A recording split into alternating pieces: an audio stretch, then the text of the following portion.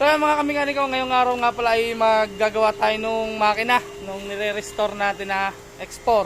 Yung lambat nga ba? Yung nga lambat, gagawin nating modelo. Maintindihan, pero tingin ko lambat na lang yung gagawin natin. Natapos na nga pala natin yung chassis. Ngayon naman yung makina. Pakita ko sa inyo yung estado ng makina mga kamikaniko.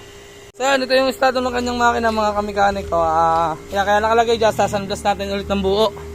Yan, tataklaban lang natin to. Pero yan, i-overhaul din mga kamikaniko. Yung nga lamang ay may basag. Aray, papahinang tayo din eh. Aray, hinangan aray. May basag eh oh. So yan, sasanblas lang ulit natin yan. Gawin nung binilag ko sa inyo. Yung lagi naman lagi yung ginagawa natin sa ating mga unit.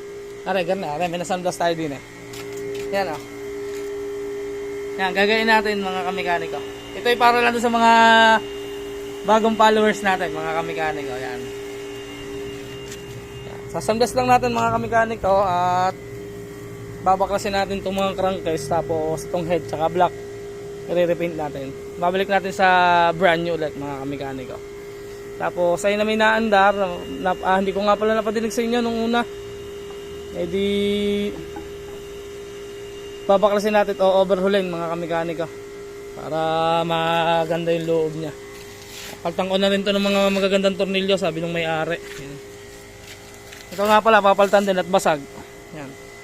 Nadidinig nyo sa likod. Ayun nga yan, samblas na yan mga kamikaniko. Nagsasamblas na sa likod. So yun na, update ko kayo. Akin lang isasamblas mga kamikaniko. Matapos ang ilang oras mga kamikaniko, pagsasamblas yan, nasamblas na natin mga kamikaniko. Ito na nga pala yung itsura ng kanyang makina. Yan, malinis na siya. Wait na. So yan, nasunod naman natin gagawin na ikakalagay natin yung mga kailangan pinturahan muna. Pero tsaka na natin babaklasin yung gitna kasi mga kamikaniko, magkakalat-kalat pa yung kanyang piyasa. Ang gagawin na lang natin muna ngayon ay kakalasin itong mga pipinturahan. Yan, ganito kalagyan natin tsaka yan. Yan, para maayos na mga kamikaniko. Kaya samahan nyo ako, kakalagyan lang natin. Yan, tulad na rin yan, may 4 tornilyo lang naman yan.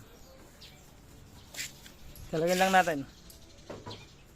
Ano na natin gagawin, syempre tanggalin natin langis. Gamit lang kayo ng 19mm na pangkalag, tapos counterclockwise. Yan. Yan. Okay na. Hintayin lang natin maubos, tapos kalag na tayo sa cylinder head.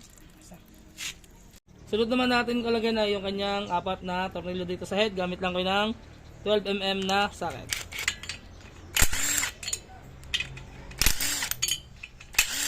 Luwag ka. Yan, okay na yan. Kalag na yan mga kamikaniko. Yan, tapos mabubunot nyo na rin yung kanyang block. Bunutin na natin. Yan. Yan. Pagka medyo matigas, kailangan nyo sikwatain.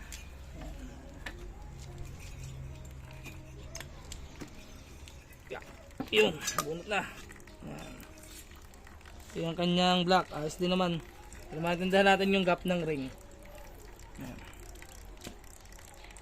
Ayan lang kadali mga kamikaniko. Tanggalin naman natin yung kanyang piston. Ang piston mayroon lang lock yan. Tanggalin lang natin yung lock dito.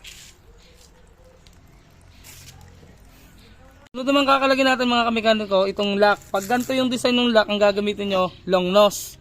Pag ang design naman ng lock ay walang contail o walang ganito, itatapat nyo naman siya dito para masukwit nyo ng mali o matilos na screw. Yan.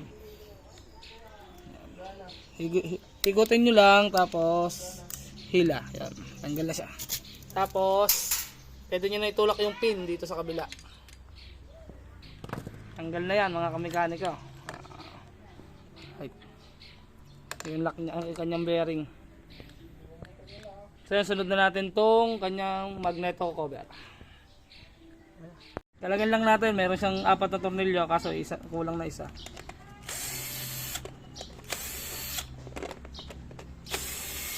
Ito nga pala, baka may magtanong diyan, hindi na natin to sinamblas kasi crack. Pinalitan na lang natin ng iba.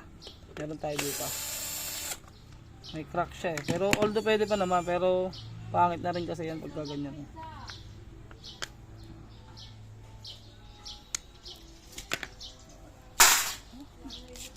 Dito naman sa isang cover niya ay meron siyang 4 na tornilyo ulit. Kaso iba-iba ng tornilyo, alin na.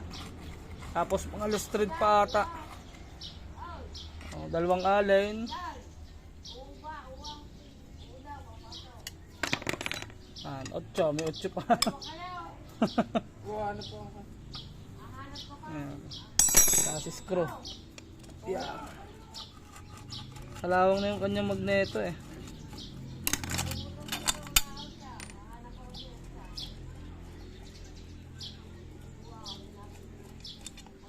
Basta. Ayan.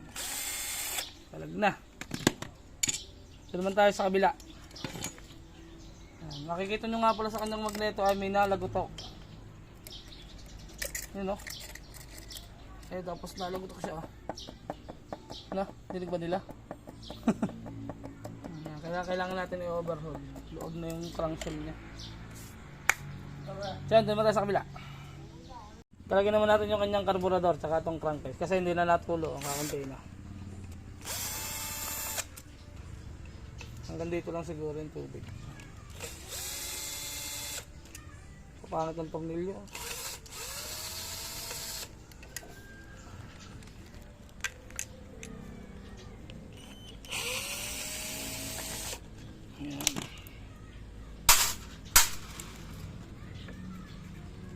Hindi na rin nagana ang bumba ng langis. Ah, nagana. Kala nga.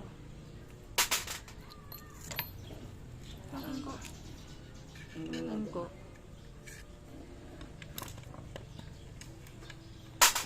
May flat screw.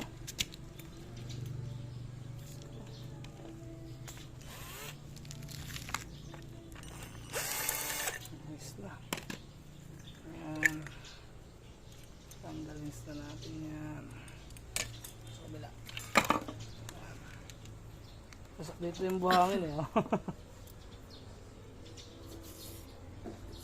Ang daming basag ng crankcase niya. May basag dito, may basag doon. Para magpapalit kami ng crankcase ah. Ang daming sira nito ah. Wala din ni mamang bala ng impact. Kukuha lang tayo ng bala ng impact. Yun. Tanggalin natin. Ayan nandito.